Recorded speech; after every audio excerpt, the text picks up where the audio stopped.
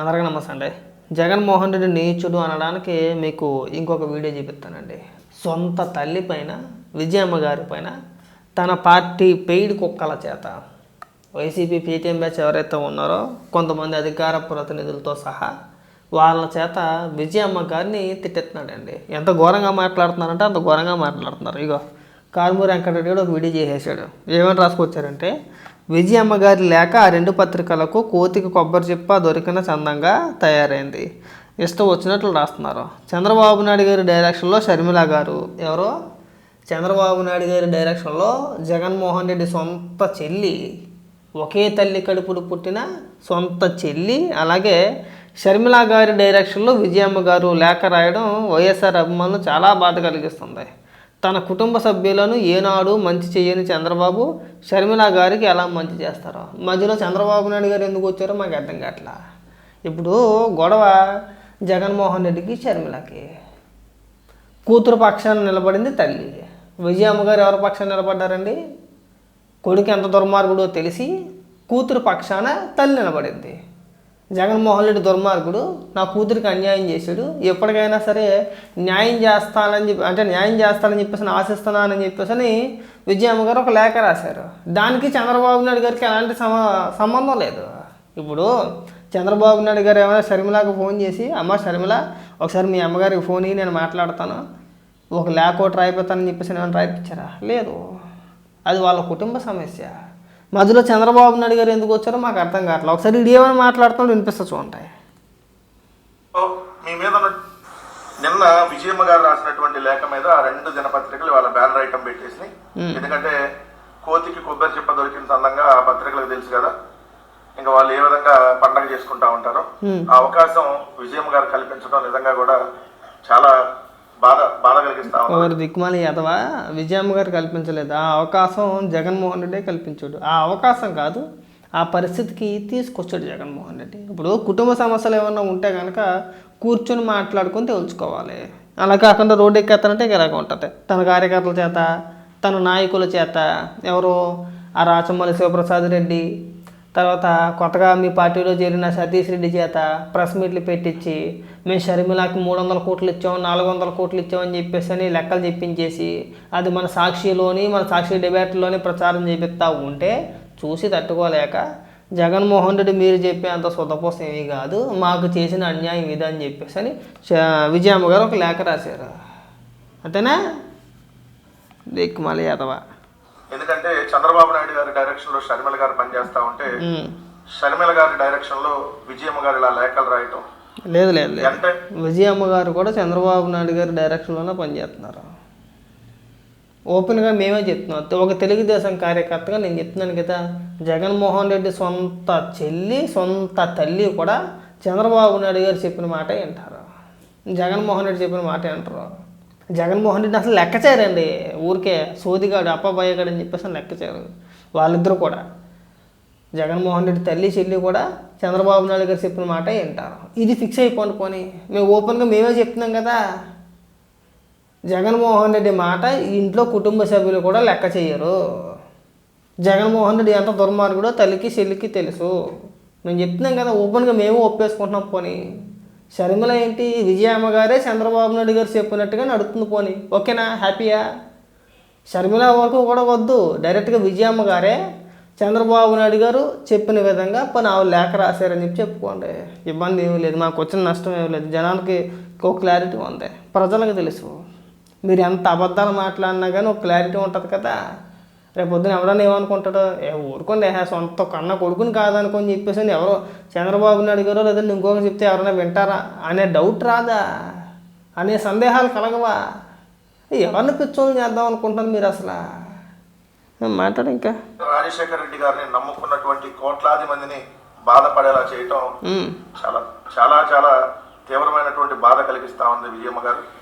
మిమ్మల్ని ఒక అమ్మగా, రాజశేఖర రెడ్డి గారిని ఒక దేవుడిగా, జగన్మోహన్ రెడ్డి గారిని ఒక సొంత అన్నలాగా భావించేటటువంటి ఈరోజు కోట్లాది మంది ఈరోజు మీరు రాసినటువంటి లేఖ చూసి ఎందుకు మీరు షర్మిల చేతిలో పావుగా మారుతా ఉన్నారు? మీరు జగన్మోహన్ రెడ్డి గారి మీద అలా రాయటం తప్పు. జగన్మోహన్ రెడ్డి గారు ఈరోజు ఎటువంటి తప్పు చేయలేదు. తన చెల్లికి 30 సంవత్సరాల తర్వాత కూడా వందల కోట్ల రూపాయల ఆస్తిని ఇవ్వటానికి ఆయన ఎంఓయూ చేస్తే, కానీ అదే షర్మిల గారు ఆ ఎంఓయూ గురించి చాలా స్పష్టంగా చాలా క్లియర్గా ఆవిడ రాసుకొచ్చిన లేఖ మరొక్కసారి మీకు చదివి వినిపిస్తా. వీళ్ళు ఏదో జగన్మోహన్ రెడ్డి కష్టార్జితం, కష్టపడి ఇచ్చిన సొమ్ము వందల కోట్ల రూపాయలు ఇచ్చేసాడు అని ఏదైతే చెప్పుకొస్తున్నారో దానికి సంబంధించి ఇదిగో విజయమ్మ గారు బయట పెట్టిన లేఖ, ఆవిడ విడుదల చేసిన లేఖ ఏదైతే ఉందో అందులో చాలా స్పష్టంగా రాశారు. ఎంఓఏలో షర్మిలకు రాసిన ప్రతి ఆస్తి న్యాయంగా ఆమెకు చెందాల్సినవే, అందుకే జగన్ ఎంఓఏ రాశాడు. నిజానికి తనకు తక్కువే రాశాడు. సరస్వతి సిమెంట్తో సహా ఎంఓఏలో లేని యలహంక ల్యాండ్ కూడా, అంటే ఇప్పుడు జగన్మోహన్ రెడ్డికి బెంగళూరులో ఉన్న యలహంక ప్యాలెస్ ఏదైతే ఉందో దానికి సంబంధించిన ఆ స్థలం కూడా షర్మిలకు సంబంధించిందే. ఇచ్చాను అని చెప్తున్న డబ్బు షర్మిల వాటాకు ఇచ్చిన డివిడెండ్ మాత్రమే. అంటే షర్మిల గారి పేరిట ఏవైతే ఆస్తులు ఉన్నాయో అవి జగన్మోహన్ రెడ్డి అప్పనంగా అనుభవిస్తున్నాడో దానికి సంబంధించిన ఆ వాటాకి సంబంధించిన ఆ ఆస్తులకు సంబంధించిన వడ్డీ అనుకోవచ్చు, ఆదాయం అనుకోవచ్చు, ఇంకోటి అనుకోవచ్చు. డివిడెండ్ మాత్రమే.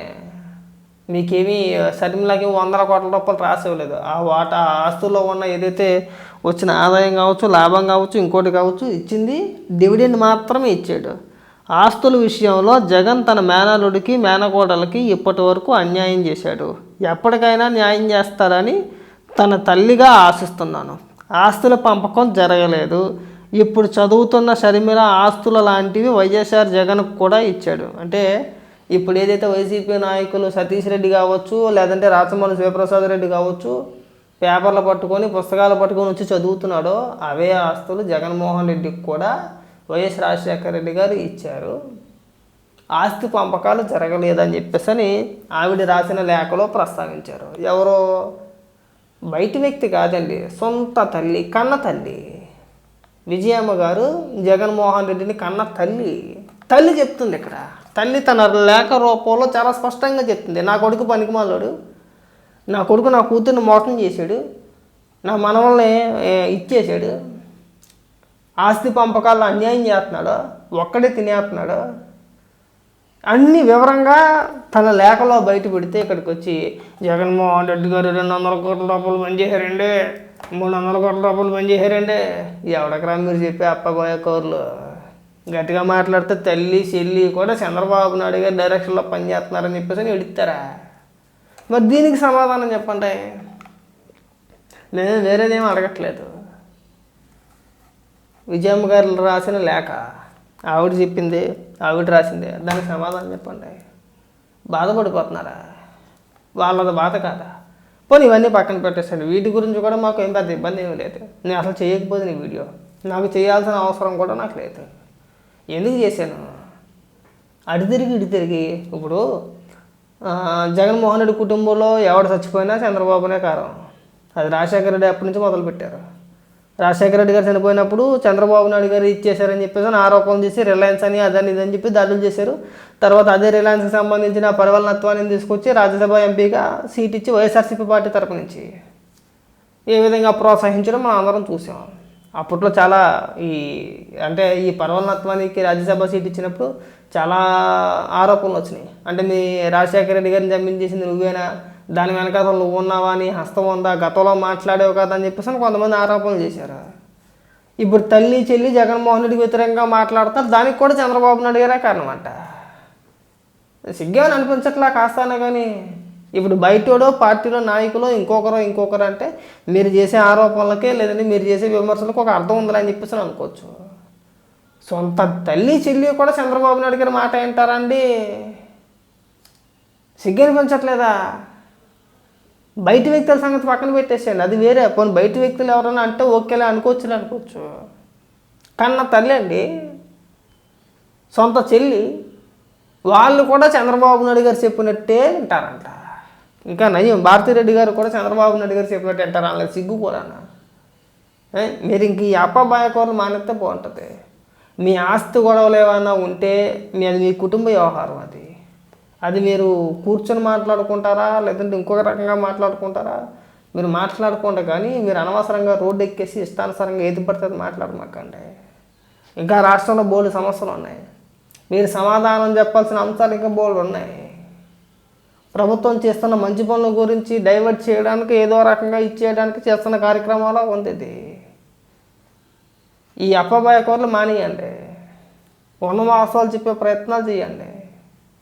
ఇప్పుడు ప్రభుత్వం రాష్ట్రానికి పరిశ్రమలు తీసుకొస్తుంది, దాని గురించి ఎవడం మాట్లాడట్లేదు. మాట్లాడితే క్రెడిట్ దుబ్బేసే ప్రయత్నాలు చేస్తున్నారు తప్పితే, లేదంటే ఇంకో రకంగా విమర్శించాలని చేస్తున్నారు తప్పితే, దానివల్ల ప్రజలకు జరిగే మేలు గురించి ఎవడం మాట్లాడట్లేదు. ఈ డైలాగులు గట్రా కట్టిపెట్టేస్తే బాగుంటుంది అబ్బాయి. జనాలకి విరక్తి కలిగేస్తుంది. లీడేటర్ బాబు సొంత చెల్లిని తల్లిని కూడా చంద్రబాబు నాయుడు గారు చెప్పినట్టే వింటున్నారని చెప్పి మాట్లాడుతున్నారు. వీళ్ళు మనుషులు కాదని చెప్పేసి వాళ్ళ అభిప్రాయం మాట గుర్తుపెట్టుకుంటే బాగుంటుంది.